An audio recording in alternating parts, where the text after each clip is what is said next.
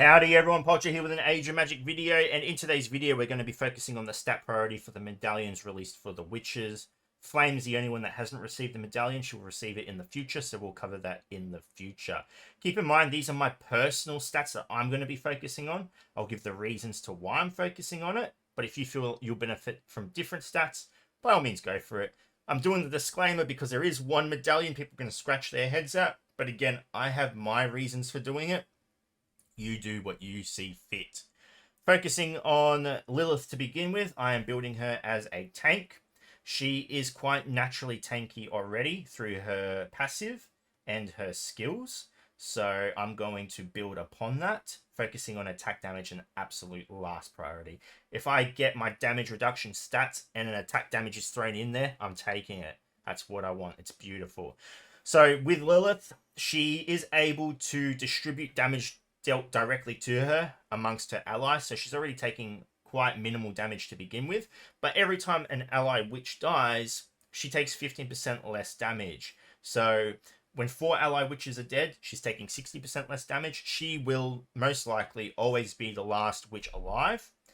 And for anyone that uses her in Nightmare Raid, or pays attention to her, I should say, in any type of PvE setting, in fact, you'll find that she's quite capable of eliminating waves of enemies by herself when she is alone. She's taking such little damage, and her skills offer a lot of control on the enemy. She cleans it up. She's perfectly capable of dealing enough damage without any boosts. It's keeping her alive long enough that she can just clean up the enemy for you. So that's why I'm going to be focusing on damage reduction for this hero.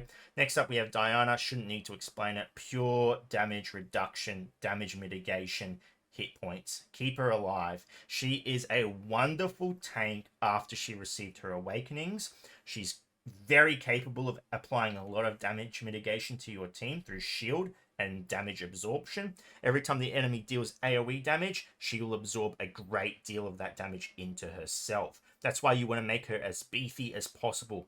Before her awakenings came out, she was quite a bad tank because she did her role really well, but because there are so many heroes in this game that can output so much AoE damage, she would absorb a lot of it and it would just kill her. That doesn't seem to be such a problem anymore with her awakenings because they add so much damage mitigation to herself that she can absorb that AoE damage and just absolutely minimize how much of it actually affects her. So build more on her defensive stats and she's just going to be beautiful. She's one of the best tanks, not including power scaling. If everyone's stats were brought equally, she would easily be one of the best tanks in the game. Next up, we have Donna. Same thing as Donna. You just want to build her as tanky as possible.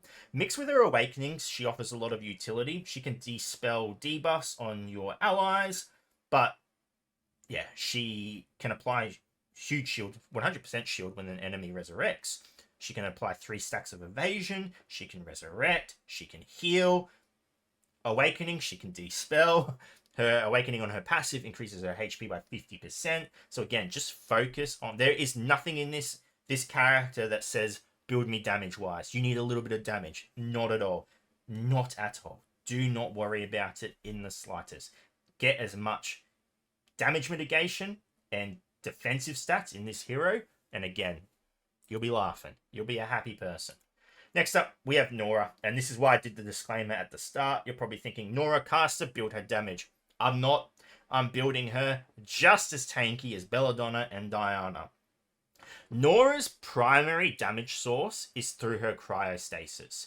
Cryostasis is a debuff applied to the enemy. When triggered through a critical hit, will detonate, dealing damage equal by a multiplier by that enemy's defense and magic defense. So, for example, you want to apply it to a tank and trigger it on that tank, and it will do absolutely huge damage.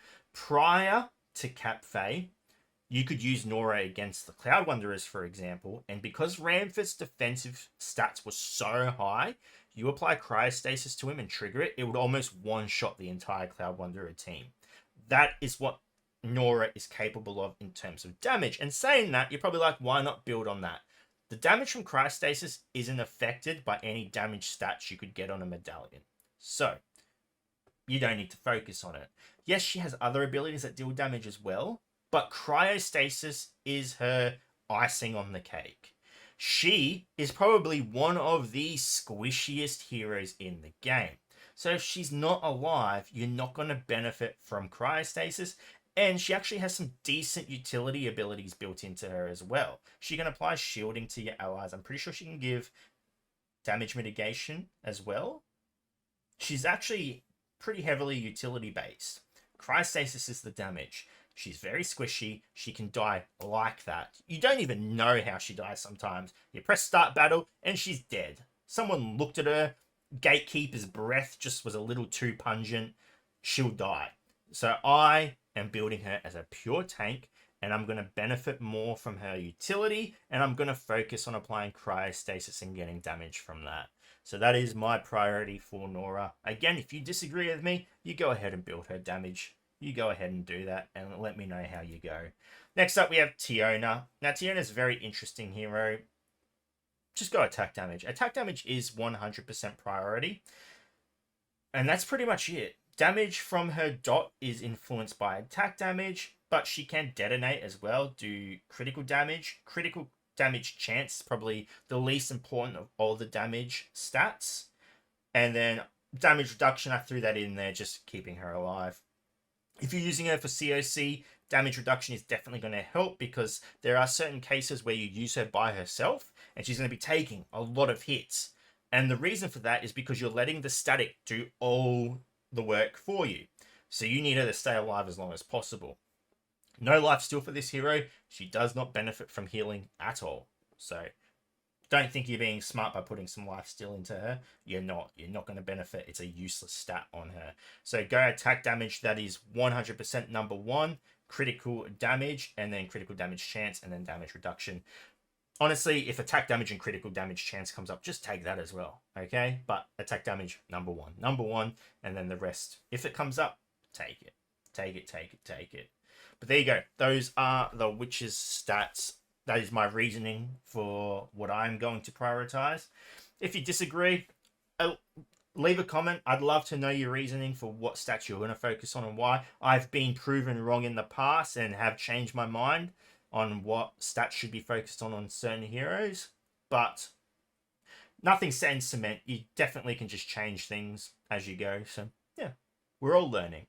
Anyway, whoa, sorry, I forgot. There's one more witch we haven't covered. Let's go over it now. The final witch is Banshee. Now, Banshee is capable of doing tremendous amounts of damage, and she can bypass taunt. She can go for hidden characters. Hidden characters are actually her best target, since she deals more damage to those targets. So I am going to be focusing purely on damage stats for this character, with health steal as a bonus if I can get it. She can't be resurrected. She can be healed. But remember, when she dies, she comes back as her Banshee form. And then, yeah, if she dies again, she cannot be resurrected. But her direct damage is so huge that she will 100% benefit from health steal if you can get it mixed with any of the damage abilities as well. So yeah, just pure damage. That's all you want on her. And she is quite a tanky character as well if you awaken her passive, since she can't be critically hit. So that's what I mean with Lilith and her, the final characters on the team. They can accomplish so much because the enemy is just wasting so much trying to kill these two heroes that they can just wipe out waves of enemies by themselves. They eventually do fall, but it's amazing what they can accomplish. But there you go. Those are the medallions for the witches. Again, if you have any, if you prefer any different stats, by all means, let me know and give me your reasonings. I've definitely made videos of medallions in the past where people have stated their opinions, and it's changed my mind on what should be focused on. So by all means, let me know what you think as well. Anyway, ladies and gentlemen, thank you so much for watching. If you have any questions, feel free to leave a comment below. I will answer it to the best of my ability and wherever you're on the world. Until next time, please take care of yourself.